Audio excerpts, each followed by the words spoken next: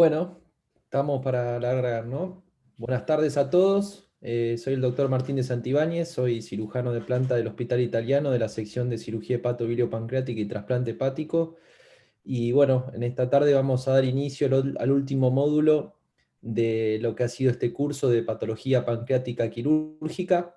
En este caso nos toca el tema de pancreatitis crónica y tenemos un panel de expertos encabezado en primer lugar por Mariano Volpacchio, una eminencia en el tema de diagnóstico por imágenes, que nos va a dar su mirada desde el punto de vista de los distintos aspectos de las imágenes para categorizar a la pancreatitis crónica.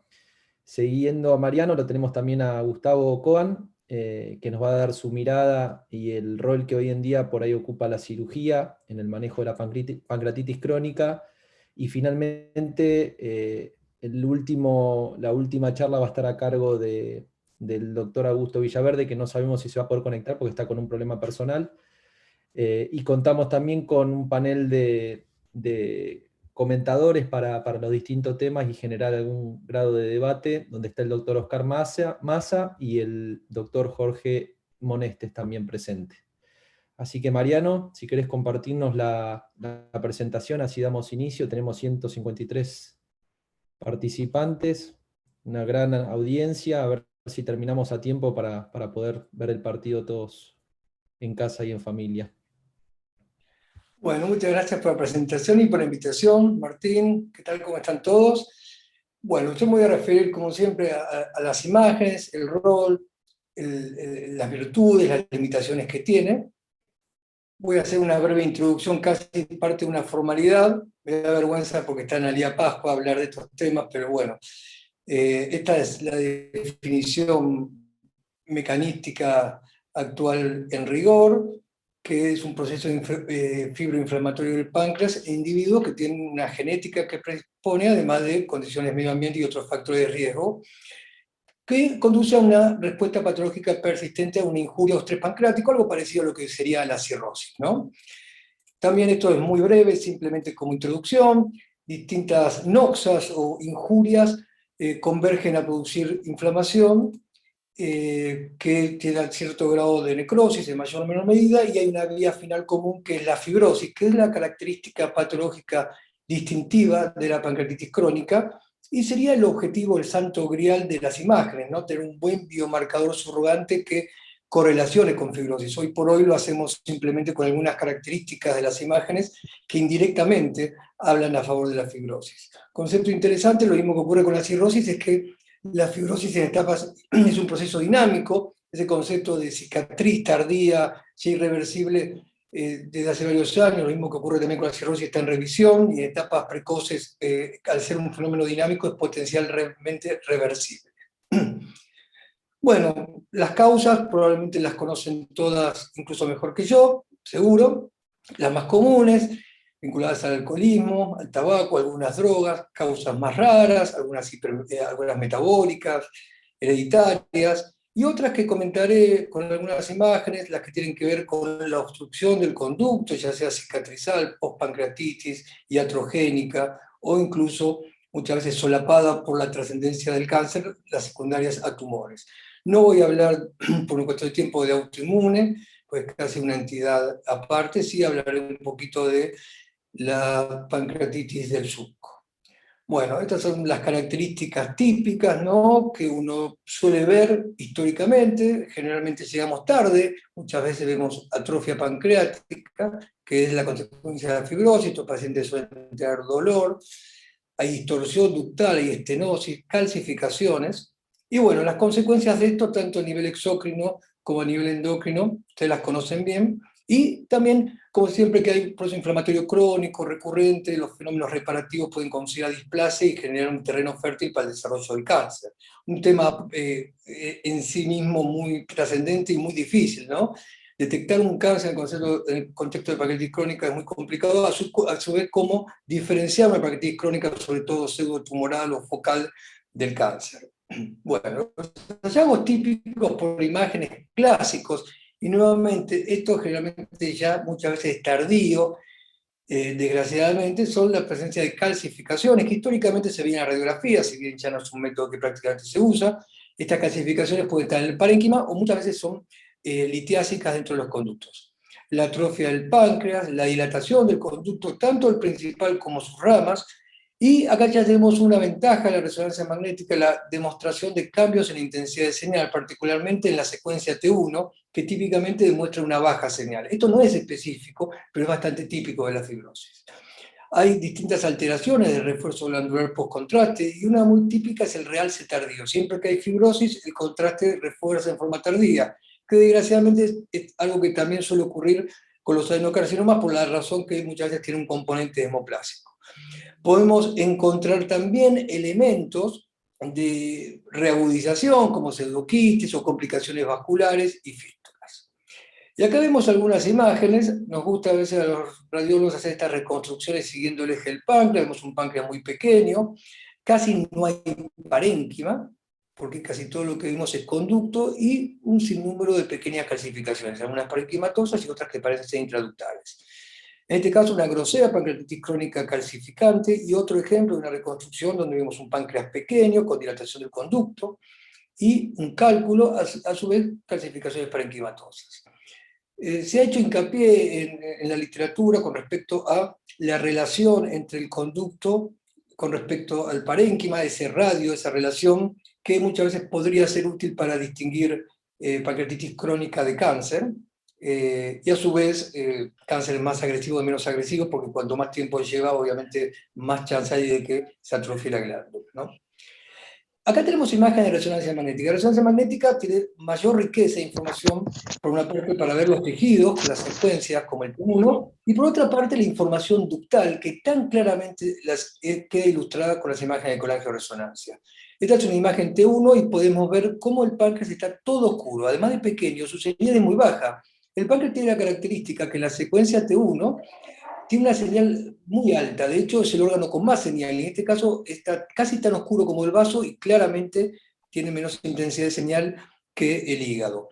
Vemos dilatación, una imagen quística que puede ser o un pseudoquiste secuelar o simplemente una dilatación de rama lateral, y la colangio nos da un aspecto muy similar a lo que clásicamente mostraba la colangio retroendoscópica, viendo la dilatación del conducto y múltiples ramas configurando como un rosario de quistes.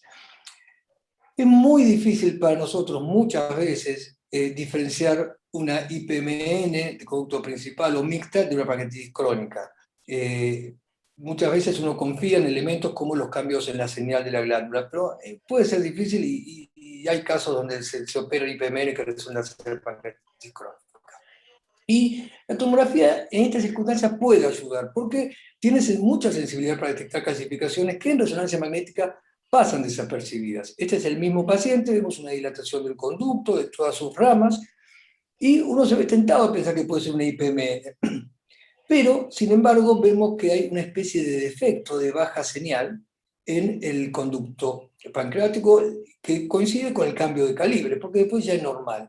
La resonancia no tiene sensibilidad para detectar calcio, pero sí la tomografía, y ahí podemos ver todas las profusas calcificaciones típicas de una pancreatitis crónica. Entonces, ahí hay una pequeña ventaja que nos da la tomografía computada.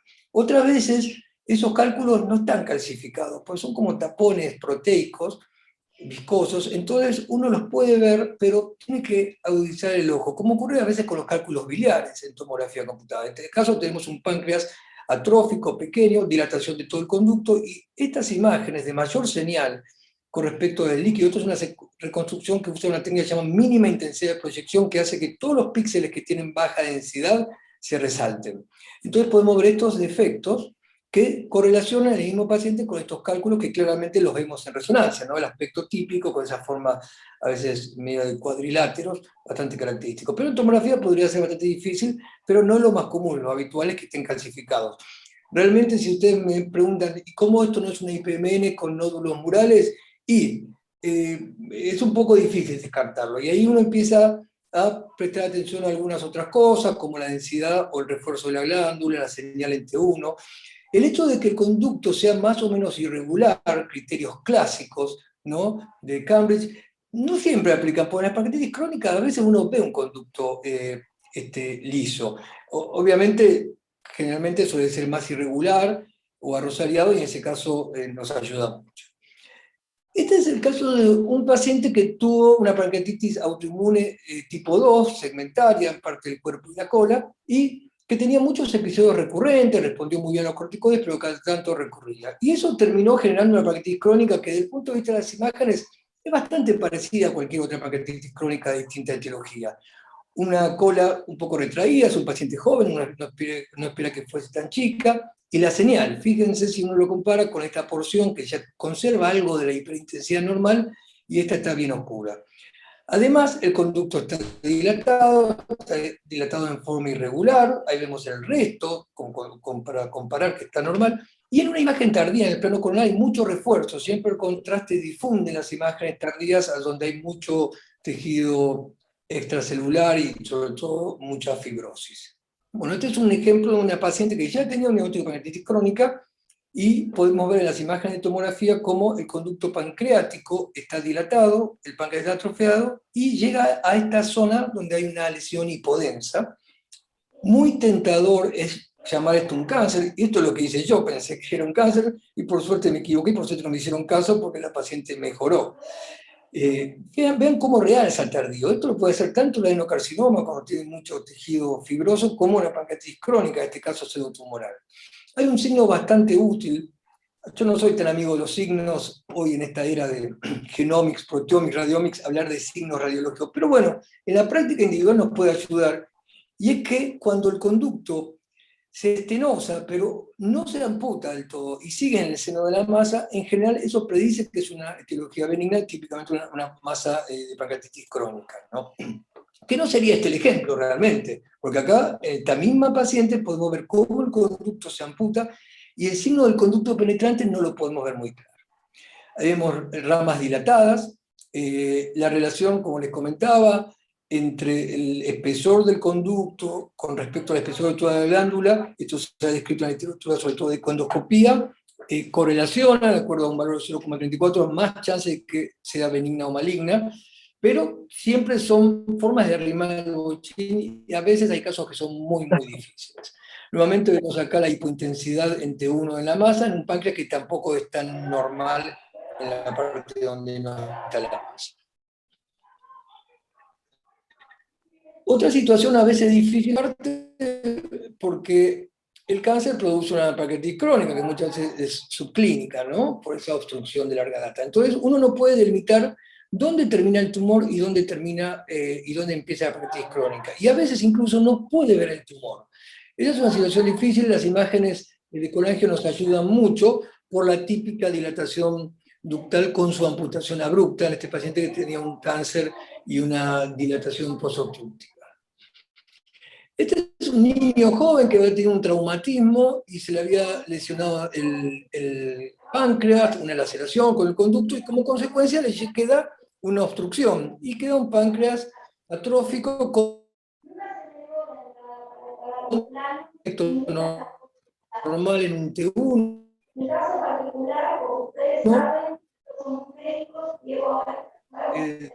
un páncreas bien sano, bien brillante, y en contraste podemos ver en el diente que tenía síntomas y estigmas pancreatitis crónica post-DPC, y vemos algo que no es muy común, cómo la paciente desarrolló bastante raro verlo después de la DPC, y vemos una ligera dilatación del conducto. Como es muy común, la verdad que uno no puede predecir. En este caso nos ayuda las clasificaciones. Acá es vital la utilidad de la secretina, que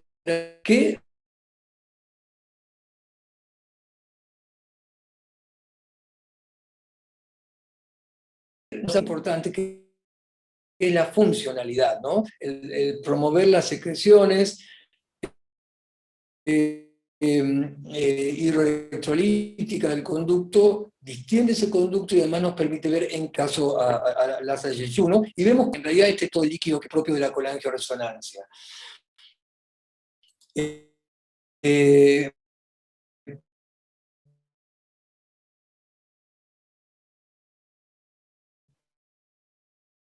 esta misma paciente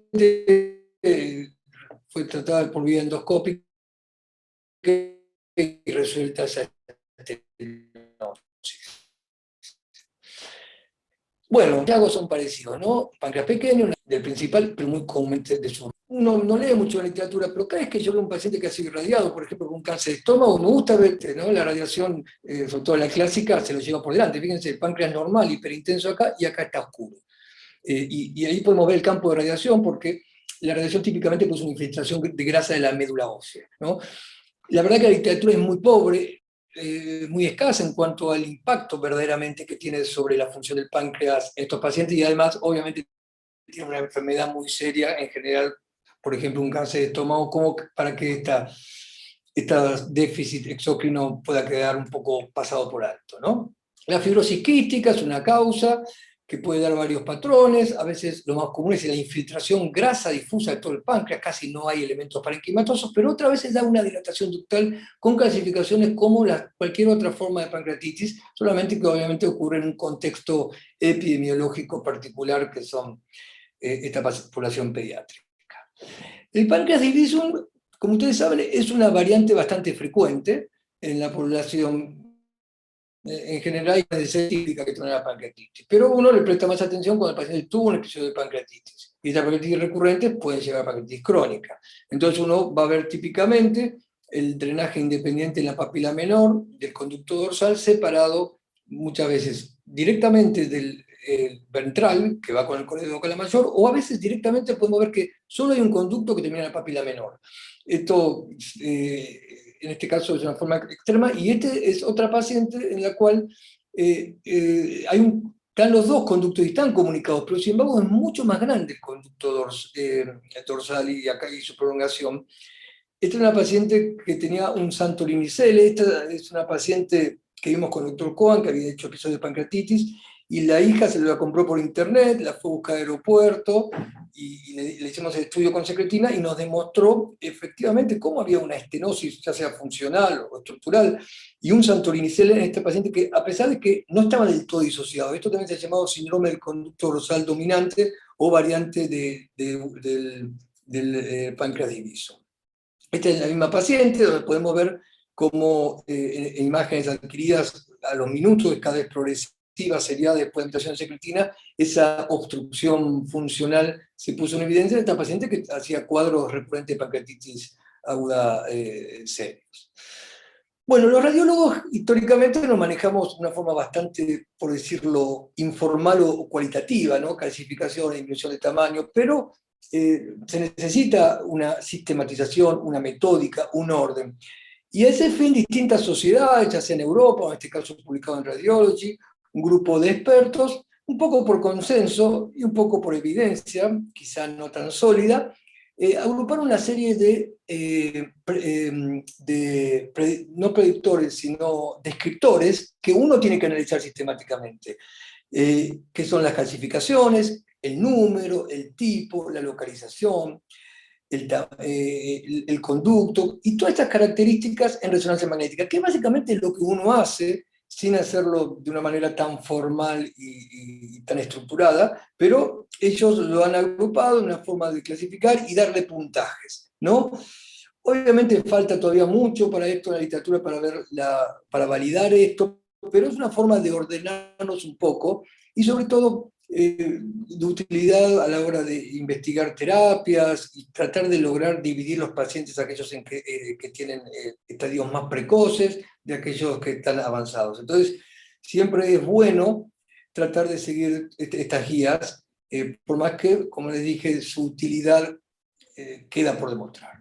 Bueno, algunas causas atípicas que uno no ve tanto, como por ejemplo la anomalía de la convergencia, unión pancreático-biliar anómala, donde ambos conductos, tanto la viabilidad como el páncreas, comparten un canal en común, que típicamente tiene más de 1 o 1,5 centímetros. Generalmente uno lo ve más en mujeres, sobre todo en niñas que tienen colitis colosiana. A veces lo podemos encontrar en un adulto, y rara vez podemos decir que quizá, muy probablemente, esa es la causa de una pancreatitis en un paciente que no tuvo otra demostrada. El páncreas anular puede ser una causa de pancreatitis crónica. Lo que uno ve es que todo ese tejido típicamente acinar pancreático rodea en toda la circunferencia de la segunda porción del duodeno, o a veces en forma incompleta. Últimamente estamos encontrando de vez en cuando, muy esporádicamente, algún páncreas anular incidental en personas que no han tenido manifestaciones quizás de obstrucción duodenal o de pancreatitis crónica, pero bueno, sigue siendo una entidad muy rara. Acá la colágeno nos sirve para ver cómo los conductos siguen alrededor de toda la circunferencia y nos traducen dónde está su distribución. Este es un caso muy raro de una pancreatitis, un páncreas anular, un páncreas muy raro. Esta es la resonancia magnética, donde vemos una intrincada red de conductos muy regular. Esta paciente además tenía el páncreas anular una serie de anomalías de rotación intestinal, un caso muy complejo que hacía cuadros de pancreatitis. Bueno, ahora voy a hablar poco de la pancreatitis del surco, que es una forma de pancreatitis crónica que comparte, digamos, el grupo de los, generalmente personas alcohólicas, típicamente más en varones, y que se puede asociar a pancreatitis crónica o hallazgos de pancreatitis crónica típica además, pero además puede ser una causa de confusión a la hora de evaluar las imágenes y pensar que el paciente tiene un cáncer. Esto ha tenido muchos nombres de su descripción, generalmente se llama pancreatitis paraduodenal o del surco, y esta proliferación de nombres tiene que ver quizá con el desconocimiento un poco certero sobre su etiopatogenia. Y tiene una característica típica, que es que hay un compromiso selectivo o específico del surco pancreático duodenal o de la cabeza más del surco, y del surco, de las dos cosas. Hay un tejido cicatrizal, que ahora vamos a ver, y quistes que pueden estar en el surco o en la pared de la segunda porción del duodeno. 20 horas. Y va a tener una serie de características que van a reflejar la fibrosis, ¿no? Por ejemplo, la baja señal, un tejido cicatrizal hipointenso en la secuencia T2. Ya vimos que la fibrosis típicamente realza en forma tardía en T1, además que se ve hipo en T1, bueno, muy típico es muy oscuro en T2 porque con un tejido cicatrizal. Muchas veces va a haber quistes en la pared del duodeno y también podemos ver consecuencias sobre el contorno de la luz duodenal o sobre, obviamente, el sistema ductal, ya sea pancreático o los conductos biliares. Este es un caso muy viejo donde vemos una lesión hipodensa quística que inicialmente se había interpretado como un probable quiste de duodeno, la imagen es de hace muchos años, por eso la calidad, y que resultó ser una pancreatitis del surco, y la clave en este caso era que el quiste era un quiste ubicado en ese lugar, ¿no? Este es otro paciente que tenía un páncreas con mucha infiltración grasa, pequeñas calcificaciones puntiformes, y un quiste en la pared del duodeno, que acá no se ve tan claro. Pero cuando le hacemos la resonancia podemos ver claramente, esta es la luz del duodeno, la segunda porción, y esto es un quiste, y este es el refuerzo tardío por la fibrosis que rodea ese quiste. La mayoría de estos pacientes que vemos suelen ser varones. Esta es una imagen donde vemos todo esto tan oscuro, es todo cicatrices, todo fibrosis. Fíjense la distorsión que hay y los quistecitos que anidan en el seno de la fibrosis. La coexistencia de ese tejido de baja señal amorfo, irregular, que diseca ese plano que está entre el duodeno y el páncreas, más los pequeños quistes, es muy típico. También refuerza en forma tardía en las imágenes post-contraste y puede tener restricción en la difusión, así que no hay que caer rápidamente en la trampa de llamar esto un cáncer, y hay que buscar esas pequeñas claves, como les comentaba los quistes, como el tejido fibroso. Ven que la obstrucción ductal no es tan marcada como en otros casos. Lo mismo este paciente que me acuerdo perfectamente, este era un hombre que era un piloto de avión que había muerto la hija hace unos años y había quedado muy deprimido y tomaba mucho alcohol. Tenía esta típica pancreatitis crónica, casi no hay parénquima, todo es conducto, calcificaciones, pero cuando llegamos, además de tener esa forma de pancreatitis crónica típica, digamos, calcificante, tenía todo este grupo de quistes agrupados en la segunda porción del duodeno, con esta imagen tan ilustrativa de un compromiso tanto del páncreas, de sus conductos y ramas, como de los quistes duodenales. Cuando uno ve quistes cercanos a la papila menor y este engrosamiento de la pared duodenal con un refuerzo sobre todo tardío, en este caso obstruyendo el colédoco, esto se ha demostrado que tiene un valor predictivo negativo muy, muy alto para descartar la posibilidad de cáncer, ¿no? Y la verdad es que en general estos casos típicos como la pancreatitis autoinmune ya la conocemos, la tenemos presente y tratamos de de reconocerlo para ahorrarle a este paciente una cirugía. Como todo proceso que tenga un grado de inflamación, por ejemplo, puede captar en FDG, así que tampoco esto es una herramienta decisoria para decir es o no un cáncer, porque de inflamación. Y para ir terminando, simplemente comentar que obviamente nuestro objetivo es ir un poco de lo descriptivo, de los términos quizá clásicos, sino que ir a dar información cuantitativa, ¿no? Lo que se llama un poco radiomics. Y uno hoy puede no solo detectar, sino cuantificar la grasa en el páncreas. Y esperemos, y hay algunas líneas que son promisorias, también detectar y cuantificar la fibrosis, como lo que se llama el T1 mapping, que es el mapeo del T1, dando números que en el caso de la fibrosis hepática han demostrado ser muy útiles para correlacionar el grado de fibrosis. Para tratar de avanzar en esto y ya no depender solo de impresiones o descripciones que sugieran, sino que podamos dar una información quizá que sea más confiable, fidedigna y que actúen como biomarcadores para no llegar a todos estos casos que vimos, la mayoría que son tardíos, sino en etapas más precoces, que sumado eso a estas reuniones multidisciplinarias con nuestros colegas que se interesan por el páncreas, entre todos logremos detectarlos en etapas más precoces. Bueno, muchas gracias por su atención y bueno, quedamos acá para las preguntas. Bueno, muchas gracias, Mariano. En un momento estaba medio complicado el tema de la conexión, estaba medio inestable, pero después por suerte se mejoró la conexión. No sé, Jorge, si querés hacer algún comentario antes de darle paso a Gustavo con su presentación sobre manejo quirúrgico.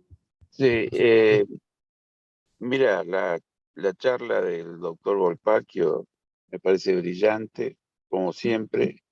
Me parece una persona excelente en lo que hace. Yo realmente, siempre cuando lo escucho en alguna charla, siempre uno aprende de él, ¿no?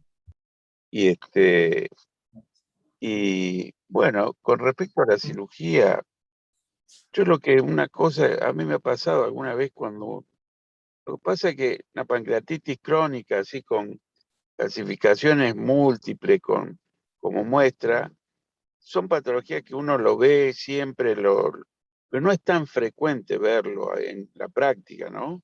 O sea, quizás en centros muy grandes, a lo mejor, qué sé yo, en el Hopkins, yo una vez estuve rotando y en una semana operaron 2 o 3 pancreatitis crónicas con litiasis, hicieron derivaciones tipo posto, Duval, posto, y bueno, y lo que pasa que nosotros no vemos tan frecuentemente, o sea, quizás el volumen de pacientes, no vemos tanto como quizás él, por ejemplo, el doctor Volpacchio, que como hace diagnóstico, le llegan por ahí, pero nosotros, por ejemplo, en el gastro no es una patología que veamos frecuentemente, pero cuando nos viene algún caso, bueno, ahí viene el problema.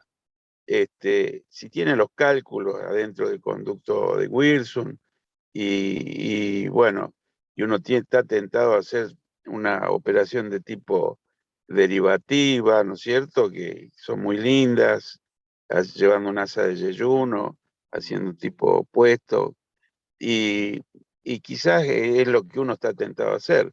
Pero lo habitual es que uno tenga una masa siempre en la cabeza con calcificaciones y bueno, ahí está la duda entre el tumor y la pancreatitis crónica con la calcificación, y bueno, y ahí se plantea de hacer una resección duodenopancreática, ¿no? Y bueno, ahí estamos siempre.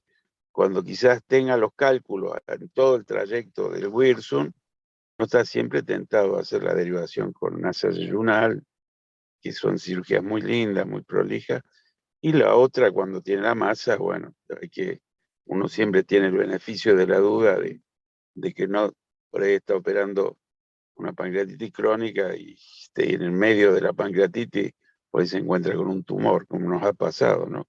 Y por ahí un tumor, un adenocarcinoma chico metido en el medio de la pancreatitis. Entonces, este, un poco esto es ambivalente en el sentido de que si es claro que tiene múltiple litiasis en todo el trayecto del Wilson, como mostró el doctor recién, doctor Volpacchio, y bueno, como cirujano uno siempre está tentado a hacer una derivación, pero cuando está la masa con las calcificaciones y bueno, uno está obligado siempre a hacer la resección duodeno-pancreática, ¿no? Y bueno, y sabemos que en un volumen, en los centros de alto volumen, siempre un 20% de las resecciones pancreáticas son, casi un 20% son muchas veces pancreatitis crónica. Y uno lo opera con el criterio de masa en la cabeza del páncreas y demás, y sabe que de ese volumen de pacientes, casi un 20%, muchas veces, o con los centros de muy alto volumen, tienen tumores, son pancreatitis crónica y no son carcinomas. Bueno, No sé, Jorge, no sé gracias. si... Gracias, muchísimas gracias por el comentario y estamos medio justos con el tiempo, así que le voy a dar la palabra a Gustavo, que por ahí nos va a hablar un poco más de los aspectos quirúrgicos y si nos queda algo de tiempo podemos continuar la discusión y hacer otros comentarios.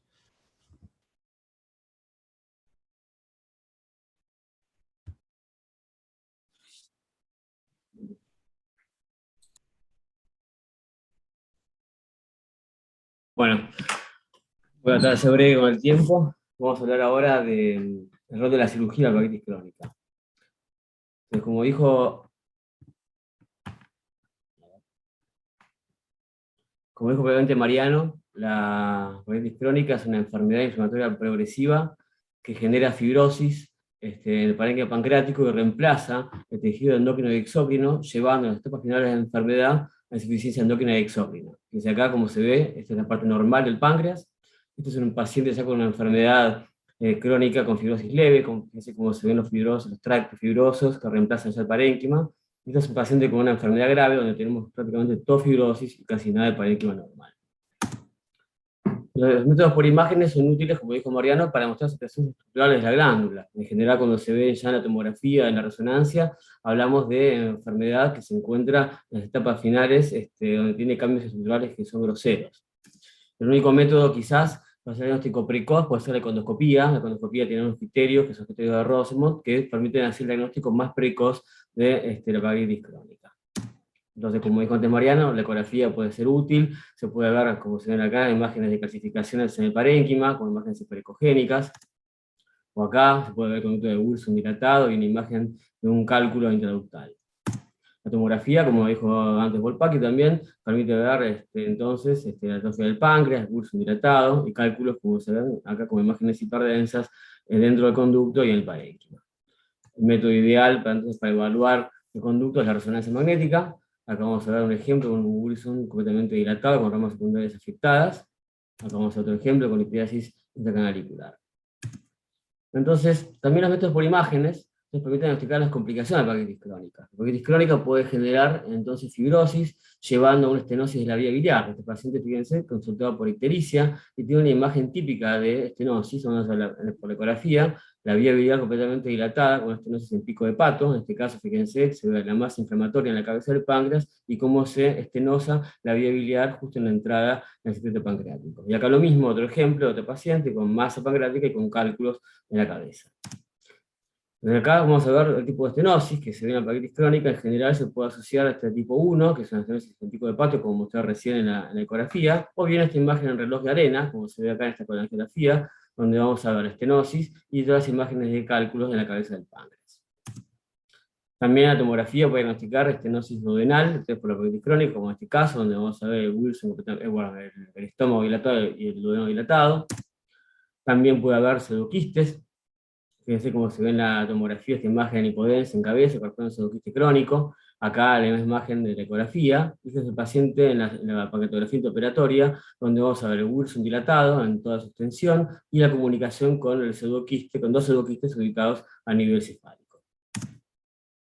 También otra complicación que se puede ver es cuando se pincha el pseudoquiste, el que genere esta ascitis pancreática. Fíjense en esta tomografía, vamos a ver gran cantidad de líquido libre en todo el abdomen, y las imágenes típicas de pancreatitis crónica en el páncreas. Entonces, ¿cuándo vamos a indicar cirugía en pancreatitis crónica? Bueno, primero cuando tenemos dolor severo, recurrente o continuo, que es intratable por vía endoscópica o con analgésicos comunes.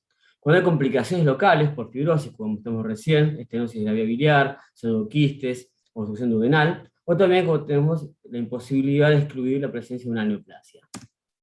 Entonces sabemos que el mecanismo del dolor en la hepatitis crónica se debe a dos causas, puede ser por fibrosis o por inflamación. Cuando hay fibrosis, esto genera hipertensión ductal pancreática, se dilata el Wilson, se dilata el parénquima y esto genera dolor por estimulación neural, o también puede haber inflamación únicamente, que se genera liberación local de citoquinas y otros mediadores, lo cual va a determinar entonces lesión perineural y dolor. El dolor puede ser por hipertensión ductal o bien por inflamación. Entonces la cirugía va a cambiar. Si tenemos un paciente que tiene hipertensión ductal y tisular, ese paciente va a requerir una cirugía de descompresión, como dijo Jorge Morestés, una cirugía de freno, una cirugía de Parkinson. Si el paciente tiene dolor porque tiene más inflamatoria, ese paciente va a requerir una cirugía de resección. Entonces sabemos que para recuperar el dolor, la primera opción para el dolor es una conservadora, tratar al paciente con analgésicos comunes, con AINE, sino con opiáceos, y también dar enzimas pancreáticas porque a veces el dolor puede ser por insuficiencia hepática exógena. También otra opción para el dolor es la vía endoscópica. La vía endoscópica puede colocar una endoprótesis, puede hacer también ondas de choque para romper los cálculos y mejorar los síntomas, y si no tenemos la opción de cirugía. Este trabajo es un trabajo que es viejo, es un trabajo randomizado, entonces que compara vía endoscópica con vía quirúrgica, y el resultado de este estudio randomizado mostró que la cirugía es más efectiva para tratar al paciente completamente del dolor. Después estudios más nuevos, se publicó en 2011, también compara 19 pacientes por vía endoscópica y 19 pacientes por vía quirúrgica. Este estudio mostró que el 80% de los pacientes tenían mejor control del dolor en forma precoz con cirugía que con vía endoscópica. En forma alejada era similar el resultado. Pero también otra cosa interesante es que la vía quirúrgica retrasó más la aparición de insuficiencia endocrina y exócrina en los pacientes. Y aparte, el paciente que ya tratados por vía endoscópica requirió mayor cantidad de intervenciones que el paciente tratado por cirugía. Este es el último trabajo randomizado, es el del grupo holandés, el HIP Trial, que publicó el grupo de Besselink, y también ellos observaron en el estudio randomizado que la cirugía tenía una mejor efectividad para manejar el dolor en forma precoz que la vía endoscópica. Cuando uno llega al paciente a cirugía, tiene que tener dos cosas. Primero tiene que saber que el paciente tiene dependencia química. Son pacientes que tienen, por un lado, dependencia al alcohol en general, y también tiene dependencia narcótica, porque toman muchos analgésicos antes de llegar a la opción quirúrgica. Y también tenemos que tener siempre estudios por imágenes correctos para poder determinar el tipo de cirugía que vamos a realizar. O sea, como dijimos antes, tenemos que evaluar entonces el cubierto pancreático con econdoscopía o con magnetoresonancia, y el parénquima pancreático con tomografía o con econdoscopía. Entonces, la cirugía que uno le va a ofrecer tiene que ser una cirugía segura, pues esta es una enfermedad benigna, pero la cirugía tiene que tener una mortalidad baja. Y aparte tiene que ofrecer calidad de vida, tiene que controlar bien el dolor, tiene que conservar la función endocrina y exócrina lo máximo posible, y aparte controlar las complicaciones locales. Entonces, si tenemos un paciente que tiene bursum dilatado, que tiene una masa inflamatoria en la cabeza, la cirugía ideal es la cirugía de Frey o la cirugía de Vega, que consiste entonces en descomprimir el conducto y resecar parte de la cabeza. Si el paciente tiene bursum dilatado en cuerpo y cola sin masa a nivel cefálico, se procede a la cirugía de Partington, que ahora lo vamos a ver. Si el paciente no tiene bursum dilatado, tiene masa inflamatoria, requiere una resección pancreática, ya sea resección de cabeza o resección de cuerpo y cola según la zona de inflamación. Vamos a ver los ejemplos. Este paciente, fíjense, presenta dilatación de cuerpo y cola de páncreas con cálculos intraductales y la cabeza normal. Este paciente va a ser candidato a una cirugía de Partington. Hacemos primero en forma intraoperatoria una paquetografía donde vamos a ver entonces el Wilson dilatado en la cola, en el cuerpo, pero en la cabeza normal, tiene infección de ramas secundarias. Entonces lo que hacemos acá, ese es el esquema de lo que tiene el paciente, vamos a ver cabeza normal y Wilson dilatado en cuerpo y cola. Pero lo que hacemos acá es abrir el conducto, estrecharlo, fíjense que se encuentra abierto de forma longitudinal en lo que es cuerpo y cola de páncreas, y luego completamos la cirugía con una anastomosis en Ida-Rux, término lateral. Entonces esta es la cirugía de Partington. Este es otro caso, fíjense, tenemos Wilson dilatado en cuerpo y cola, pero también tenemos a nivel cefálico, inflamación, aumento de tamaño y cálculos intraductales y también parenquimatosos. Entonces este paciente va a ser candidato a una cirugía de Frey. Fíjense en la paquetografía intraoperatoria, la diferencia con el caso anterior, tenemos dilatación de todo el conducto, desde la cabeza hasta la cola. Cuenta completamente rosariado, con ramas secundarias afectadas. Entonces en el esquema que hacemos, tenemos cálculos en la cabeza y Wilson dilatado, entonces en cabeza, cuerpo y cola. Entonces en la cirugía hacemos una cirugía de Frey, que consiste en resecar parte del parénquima pancreático para estrechar el conducto. Recordemos que en la cabeza el pancreas, el Wilson se va hacia abajo, en la parte ventral, entonces tenemos que sacar el parénquima para poder exponer el conducto y de la manera abrir todo lo que es el conducto en cuerpo y cola. Acá vamos a ver el ejemplo. Acá tenemos la cabeza con la resección, conservando el duodeno, y acá tenemos el bursum completamente destechado. La cirugía también termina, como en el caso anterior, en una anastomosis en Ide-Rux con el yeyuno. Es otro ejemplo. Este paciente presenta también, además de bursum dilatado, un pseudoquiste crónico a nivel cefálico. Fíjense cómo se ve en rosa el pseudoquiste, en blanco el conducto de bursum dilatado, en naranja el duodeno, y acá tenemos la vesícula biliar. Entonces, lo que hacemos acá, en la ecografía vamos a ver también entonces el bursum dilatado y esta imagen anecoica o hipocoica a nivel cefálico que corresponde al pseudoquiste crónico. Entonces, cuando vamos a ir a la cirugía, hacemos primero entonces la cirugía de Frey, vamos a destechar a sacar el parénquima pancreático que se encuentra arriba del conducto, exponemos todo el bursum que se encuentra dilatado y abierto, y después lo que hacemos es comunicar entonces el conducto de bursum con el pseudoquiste que se encontraba en la parte posterior. Entonces lo que hacemos acá en la cirugía es completar también con una anastomosis en Ide-Rux para entonces hacer que toda la secreción pancreática vaya de nuevo al yeyuno. Este es otro ejemplo. Esta paciente es también una paciente joven que presentaba pancreatitis crónica, que causa idiopática, tenía afección predominantemente en cuerpo y cola, fíjense el bursum dilatado, entonces se encuentra acá con múltiples cálculos en el interior, pero la cabeza parece normal. Este paciente es el candidato a una cirugía de Partington, en este caso la abordamos por vía laparoscópica. Lo que hicimos acá primero entonces es hacer una apertura del velón gastrocólico, porque la idea entonces es exponer todo el páncreas. Tenemos que tener primero entonces el páncreas bien expuesto desde la cabeza hacia la cola. Desde acá estamos liberando, estamos cortando los vasos epiploicos que son necesarios seccionarlos para poder exponer bien la cabeza del páncreas. Entonces la exposición completa es fundamental. Acá vamos a ver entonces cómo vamos a ir liberando todo el parénquima para que quede bien liberado. Ahí estamos clipando la arteria gastropiploica, la vena gastropiploica. Lo ideal sería contar también con ecografía translaparoscópica. Nosotros en este caso no contábamos, pero el paciente presentaba bursum bastante dilatado, entonces ubicarlo no fue difícil, como vamos a ver ahora. Ahora tenemos entonces el duodeno, la cabeza del páncreas, el cuerpo y la cola. Entonces una vez que tenemos todo expuesto, ahí lo que vamos a hacer va a ser abrir el conducto. Directamente vamos a hacer una incisión con bisturí monopolar. Entramos en el conducto, ahora vamos a ver cómo se encontraba totalmente hipertenso. Ahí sale el tubo pancreático, está a presión. Lo que vamos a hacer en la cirugía de Parkinson es entonces, abrir en forma longitudinal todo el conducto. Lo vamos abriendo desde la cabeza, desde el cuerpo, hacia la cola. La apertura se realiza en este caso con bisturí monopolar. Y ahí ya vamos a ver que salen algo de cálculos. La cantidad mayor está ubicada entonces, a nivel del cuerpo, que vamos a ver ahora, como vamos sacando todos los cálculos dentro del conducto. Entonces la apertura tiene que ser bien completa. Fíjense, este es un cálculo que se encontraba en la parte más del parénquima que del conducto, por eso se encuentra tan adherido.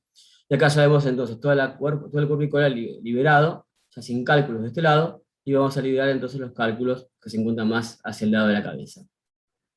Ahí completamos la apertura del conducto, apoyándonos arriba del aspirador y cortando con el bisturí monopolar. Y lo importante entonces es dejar todo el conducto expedito sin cálculos. Entonces ahora vamos a ver entonces cómo ahí se ven la litiasis, adentro del conducto intraductal, y en este caso en la pinza de medida lo vamos a ir retirando. Son cálculos blandos en este caso, pero que generaban dolor a la paciente. La hipertensión ductal y la presencia de los cálculos generaba todos estos síntomas que tenía esta chica joven. Sacar estos cálculos por vía endoscópica obviamente se puede realizar, es tan sencillo. La cirugía tiene la ventaja entonces de que al realizar este tipo de extracción y hacer la anastomosis lateral del conducto, retrasaría entonces la aparición de insuficiencia endocrina y exócrina. También, y controla mejor el dolor en forma precoz. Entonces, una vez que tenemos todo el conducto limpio, después vamos a seguir a completar entonces la cirugía haciendo una anastomosis en Ide-Rux. Fíjense acá, vamos a ver ya todo el conducto de la cabeza ya sin litiasis. Y acá preparamos el pie del Ide-Rux, con sutura mecánica, y por vía transmesocolónica vamos a subir el asa para hacer una anastomosis pacatoyeyunal lateral. Ahí pasamos entonces por esta mesocolónica de la asa de yeyuno. Y hacemos entonces la anastomosis con surget de prolene. Hacemos una apertura longitudinal de todo el yeyuno. Y vamos haciendo entonces varios surgets, suturando la cápsula pancreática al intestino. Hacemos en general puntos totales. Y comenzamos a hacer la anastomosis desde la cola de páncreas hacia la cabeza. Después de tomar todo el conducto, todo el espesor de parénquima, acá tengo con la cámara, así cambiamos de cámara, y ahí bueno, vamos a ver entonces que en la anastomosis se puede completar perfectamente, porque la laparoscópica, hasta completar esto. Es como 2 drenajes, y en general la chance de quiste pancreática en estos casos es baja, porque el parénquima, cuando uno sutura, no hay demasiado problema. Después tenemos la opción de procedimientos resectivos. Si el paciente tiene la masa inflamatoria, bueno, podemos indicar la DPC o bien la resección de pancreas izquierdo según la zona de afección. Entonces, cuando indicamos la DPC, con el general tenemos la masa pancreática cefálica, que nos da duda diagnóstica, que no podemos descartar la presencia de un cáncer de páncreas, o bien cuando hay también obstrucción biliar, obstrucción duodenal, o como dijo Mariana Volpaque, cuando hay una pancreatitis del surco. Y resecamos el pancreas izquierdo cuando tenemos inflamación localizada entonces en cuerpo y cola de páncreas. Vamos a dar un ejemplo. Es una paciente de 60 años también, con antecedentes de enolismo y dependencia de cocaína, consultó por ictericia, presentó la resonancia vía biliar un poquito dilatada, y también Wilson dilatada con una zona de falta de señal a nivel cefálico. La tomografía, es decir, se ve una masa a nivel de la cabeza del páncreas, con bordes poco definidos, difícil diferenciar entonces entre adenocarcinoma y hepatitis crónica, entonces se indicó una DPC, el resultado fue entonces hepatitis crónica. Es un ejemplo como está Mariana Volpaque también, que es la hepatitis del surco. Este paciente presentaba Wilson dilatado, con mucho dolor, y fíjense acá cómo se ve esta imagen líquida ubicada entre el parénquima pancreático y el duodeno. Miren acá la resonancia, entonces cómo se ve la imagen líquida entonces interpuesta entre la cabeza del páncreas y el duodeno. Entonces este paciente ahora tenía Wilson completamente dilatado, indicamos una DPC, ya haciendo el diagnóstico preoperatorio, y el paciente le hacemos la pieza quirúrgica y tuvo una evolución favorable. Entonces este trabajo, para terminar, es un trabajo que publicó Viking, que es un trabajo que compara la cirugía de Frey versus la DPC para pacientes que tienen entonces Wilson dilatado con una masa a nivel de la cabeza del páncreas con diagnóstico ya preoperatorio de pancreatitis crónica. Entonces el objetivo del trabajo fue comparar la cirugía de Frey en 31 pacientes y DPC en 30, y vio que el control del dolor era similar en los dos grupos de cirugía, que igual tenían conservación de función endocrina, porque sin embargo el Frey tenía menor mortalidad que la DPC, por eso siempre la cirugía de Frey, si uno ya tiene el diagnóstico previo, era cirugía de elección. Entonces, para terminar, pues el tratamiento precoz, ya sea endoscópico quirúrgico, retrasa la insuficiencia pancreática endocrina y exócrina. La cirugía, a pesar del avance de los procedimientos endoscópicos, logra controlar mejor el dolor, entonces que la vía endoscópica, incluso teniendo un menor número de reinternaciones, y factible realizar por la laparoscopía según está en un centro que tiene alto volumen y experiencia en cirugía de hepatitis crónica. Bueno, dejo de compartir. Bueno, muchísimas gracias, Gustavo, por la calidad de la clase y cómo relevaste, digamos, los distintos aspectos quirúrgicos del manejo de la pancreatitis crónica. Es una patología, creo que, como bien dijo Jorge, quizá en nuestro medio estos casos así tan categóricos no son tan frecuentes de ver como en los países nórdicos o rusos o en América también. Y eso posiblemente no está bien establecido, pero hay varios trabajos que lo relacionan con el tipo de bebidas también que se toman, alcohólicas, ¿no? También. Yo quería saber si había alguien del panel que quisiese hacer algún comentario. Aus. Bueno, ¿qué tal? Buenas noches. Yo quería felicitarlos a los dos, a Gustavo y a Mariano, excelentes charlas. Y lo que me pareció más interesante fue el principio y el final de la charla de Mariano, cuando relacionó la esteatosis pancreática con la esteatosis hepática, por ejemplo, o en la cirrosis con la pancreatitis crónica, ¿no? Son muy similares en muchos aspectos histológicos, fisiopatológicos, y quería saber si a vos, Mariano, te parecía que los pacientes con pancreatitis crónica había mayor prevalencia de esteatosis pancreática. Si vos lo veías de alguna forma por resonancia, vos dijiste que podías cuantificar la esteatosis del páncreas, ¿se veía alguna relación entre la esteatosis pancreática y la pancreatitis crónica? Porque es llamativa la comparación entre la esteatosis hepática y la esteatosis pancreática, seguido a la fibrosis pancreática, fibrosis hepática, cirrosis, pancreatitis crónica, cáncer de páncreas o hepatocarcinoma. Sí, vos sabés que, bueno, a uno por su particular interés tiende a mirar mucho el páncreas, y apenas veo el páncreas infiltrado de grasa, voy y veo el hígado, y es casi una relación entre la grasa del páncreas, la grasa del hígado, el hábito de la grasa visceral del paciente. Es casi, te diría, un marcador fenotípico de síndrome metabólico y de NASH. Quizá, no sé tanto, si, particularmente en los la pancreatitis crónica alcohólica, si comparten tanto eso en común, digamos, por mi experiencia anecdotaria de haberlo visto.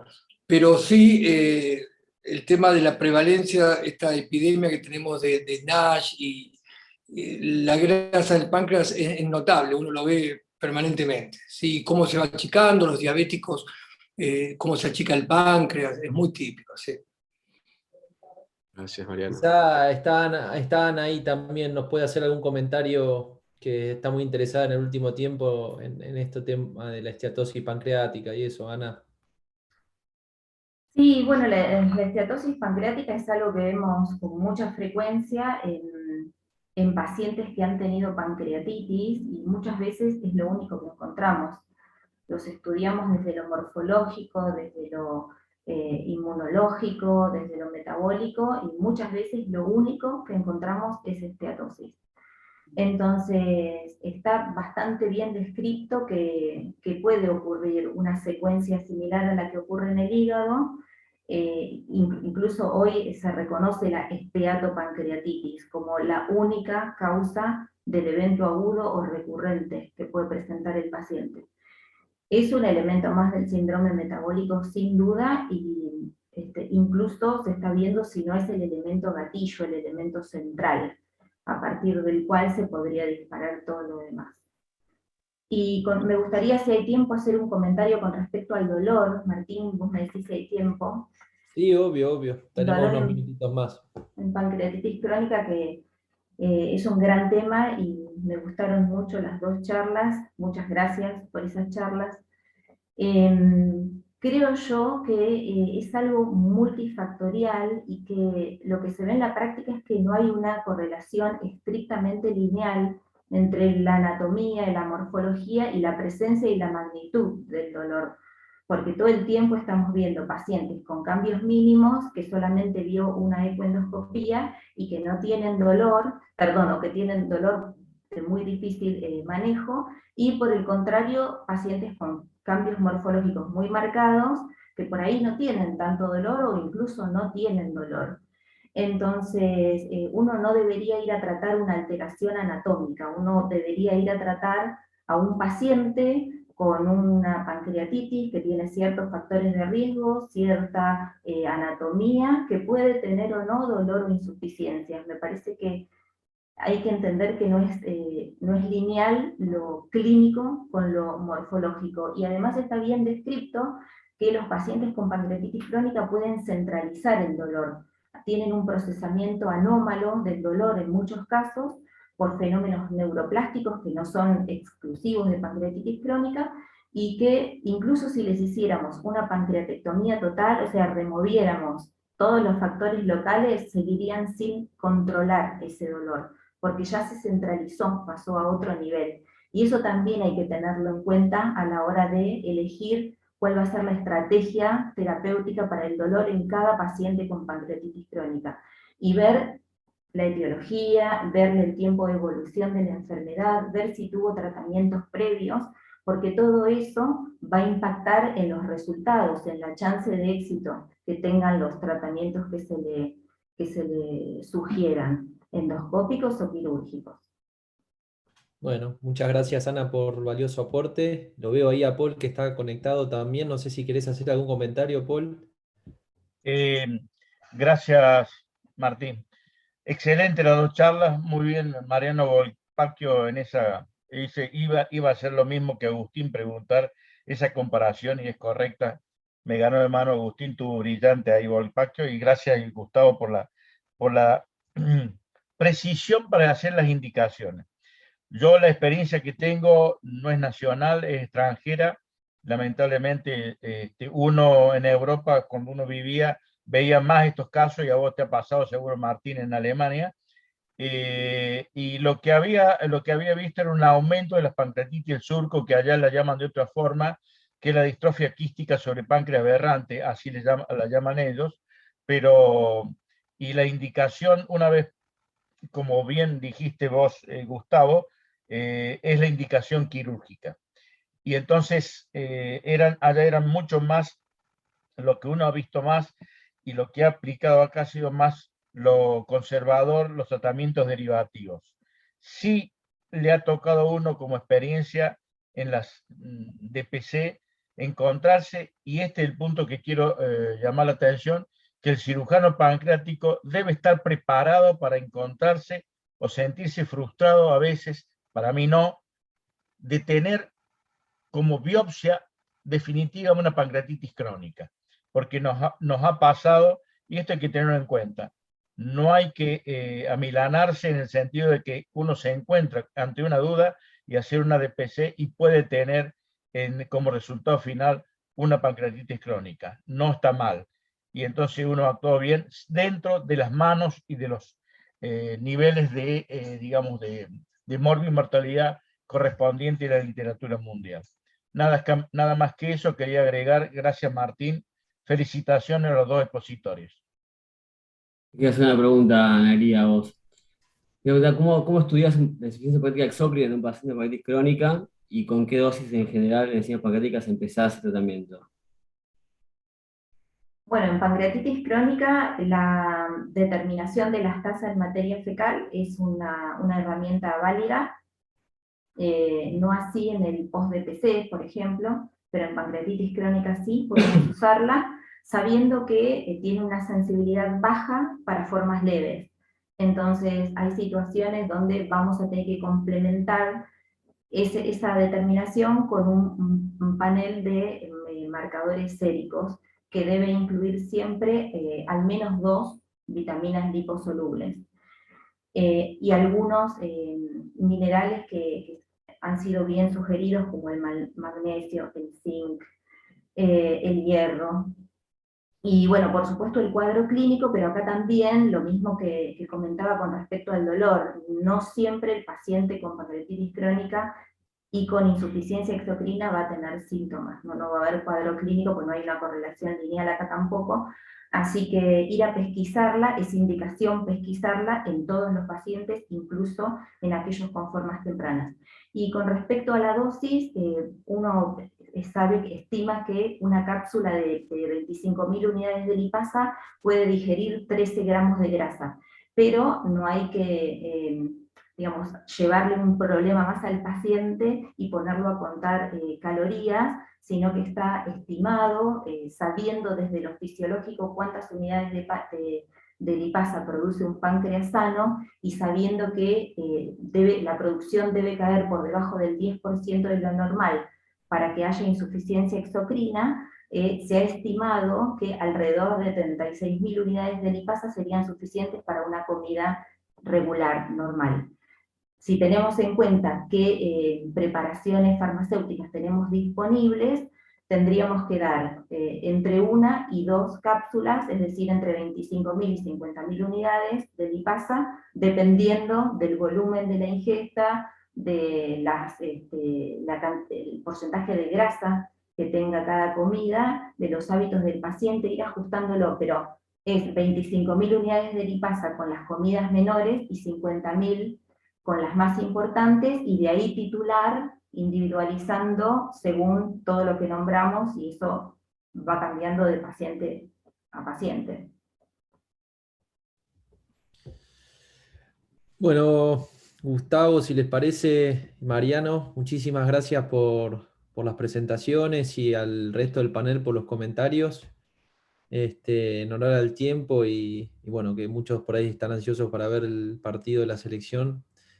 Damos por finalizada este último encuentro del curso dirigido por Gustavo, por Lisandro y por Lucas. Agradecerles por las invitaciones y por la calidad del curso y a los que están del otro lado, todos los participantes, hay casi 180 personas conectadas también.